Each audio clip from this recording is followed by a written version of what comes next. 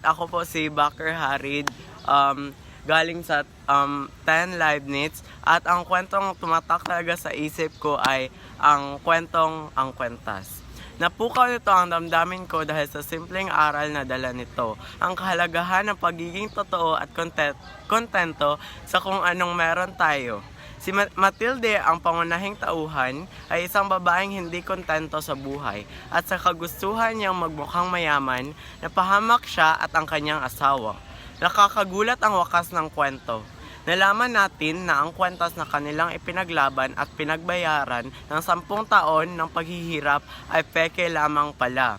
Doon ko napagtanto na minsan ang ating pride at pagpapanggap ay maaaring magdulot, kaya tumatak ito sa akin dahil itinuro nito na mas mahalaga ang katotohanan, pagiging simple at pagtanggap sa sarili. Maraming salamat po.